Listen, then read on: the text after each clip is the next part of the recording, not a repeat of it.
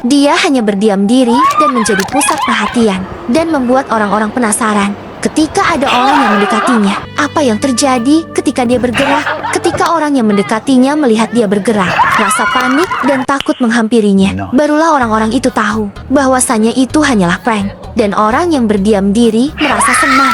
Lalu dia berpikir harus mencari tempat yang lain untuk memberikan kejutan kepada orang lagi. Dan akhirnya dia menemukan tempat yang bagus untuk menjalankan aksinya. Dia terus membuat orang-orang terkejut dan merasa takut akan dirinya. Tapi anehnya orang-orang yang merasa terkejut dan takut itu tidak merasa marah ataupun sedih.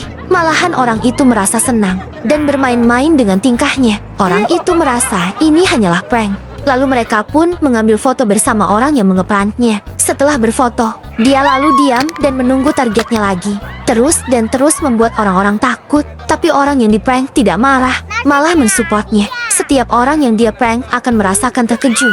Ada juga anak kecil yang mencoba untuk melihatnya. Anak kecil itu penasaran apa yang ada di depannya. Setelah anak kecil itu sudah ada di depannya, seketika orang yang berdiri sedari tadi itu bergerak. Anak kecil itu terkejut sampai jatuh. Anak kecil itu merasa panik dan lari.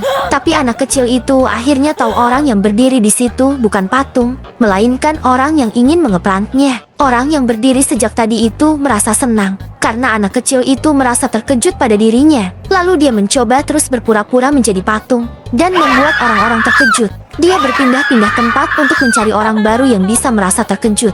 Setiap dia berpindah tempat baru, di sana dia merasa bahagia karena selalu ada orang yang mendekatinya. Dan hasilnya orang yang mendekatinya terkejut dan berteriak. Setelah berteriak, orang yang takut itu kembali lagi untuk mengambil gambar dengan handphonenya dan memberikan dukungan untuk tetap berkarya. Terima kasih sudah menonton. Jangan lupa like dan subscribe. Sampai jumpa di video selanjutnya. Bye-bye.